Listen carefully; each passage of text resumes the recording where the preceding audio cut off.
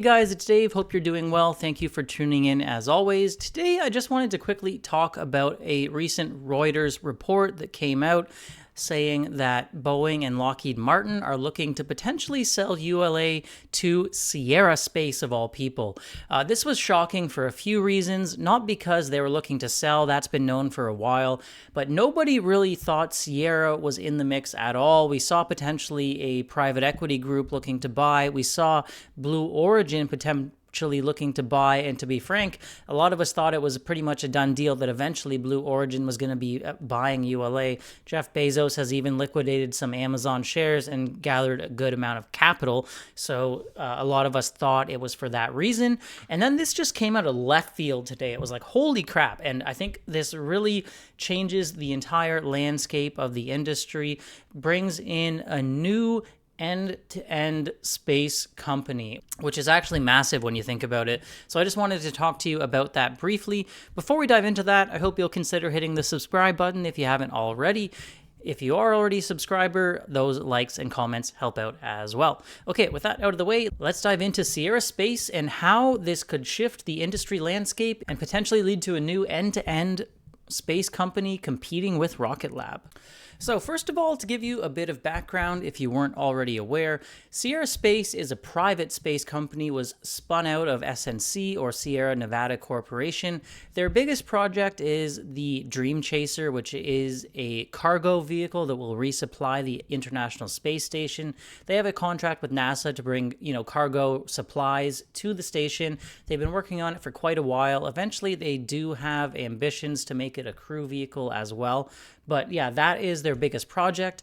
They also work on inflatable habitat modules for space stations, and they have some deals in place to work with Blue Origin on a new commercial space station in the future called Orbital Reef. And these inflatable modules will, provide some living space for astronauts on board this new space station.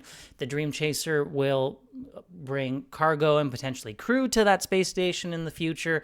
And the other interesting thing is that Sierra Space did win a prime contract from the SDA to build out some of their satellites, not unlike Rocket Lab at all. They'll be building out a similar number of satellites. First time they've been a prime contractor for satellites, and it really caught a lot of people off guard. So that's Sierra Space. Their valuation as of their most recent raise was around $5.3 billion. Rocket Lab sitting maybe around $3 billion now. Sierra Space a little bigger, despite, I'm sure, making less money at this point because Dream Chaser is not flying. Their inflatable habitats are not in orbit.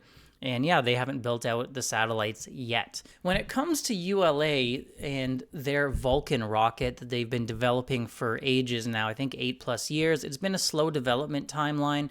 The really interesting thing is that this will, combining the two, if it does happen, create a new end-to-end space company. They will have launch with Vulcan. They will have a cargo vehicle and potentially a crew vehicle, not unlike, Rocket Lab teasing a capsule. Maybe that happens down the line as well.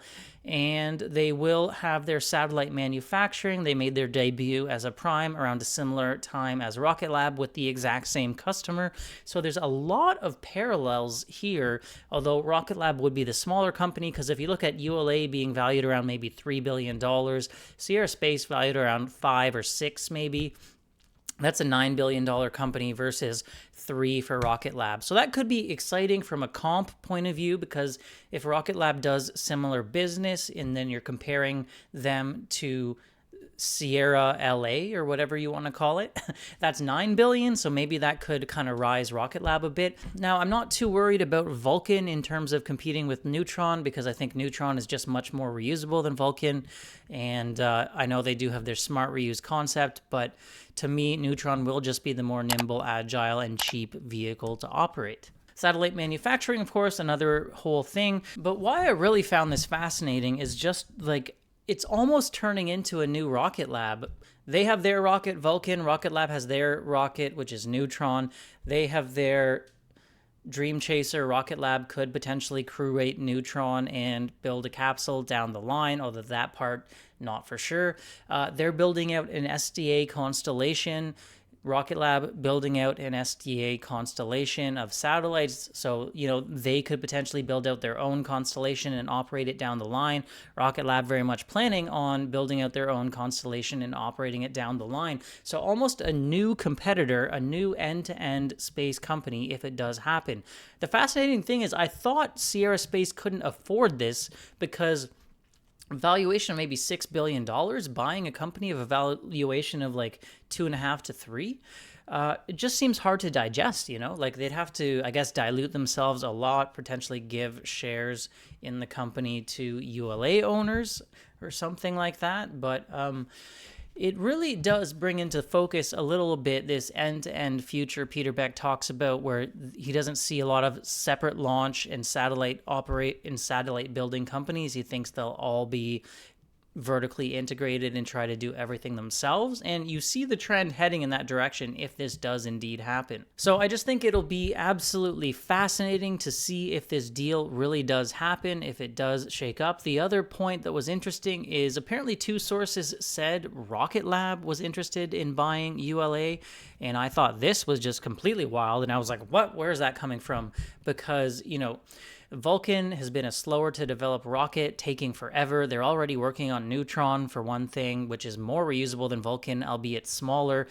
The great thing about ULA is they do have a massive backlog of very valuable contracts for NSSL, National Space Launch, which is extremely important to them. But other than that, I didn't really see the value for Rocket Lab, and Rocket Lab's valuation's been around the same level as ULA, so I really didn't see how they could afford to make that happen. To me, more likely is they were just kind of inquiring about bits of the business that maybe a new owner wouldn't want. Maybe they pick up some equipment, some factories, whatever, I don't know. But I really don't see Rocket Lab acquiring the entire ULA. I just don't see how that could happen.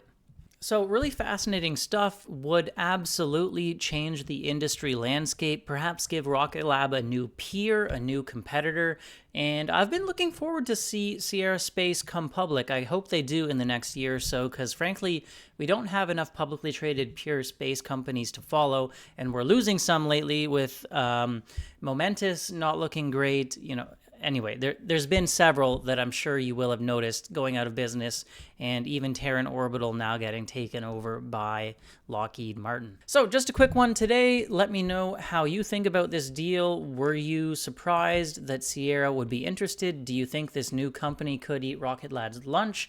Would their relative valuations drag up Rocket Lab's valuation as they're kind of a peer almost, although, there is a lot of differences too, to be fair. I'd really just find this whole story fascinating, and I'll be interested to see how it shapes up over the course of the year. Thank you guys so much for watching. I hope you did enjoy this video. If so, please consider hitting that subscribe button down below, as well as giving me a like, and I'll be sure to check out your comments down below. I hope you guys have a great day and a great rest of the week. I will see you in the next one. Bye for now.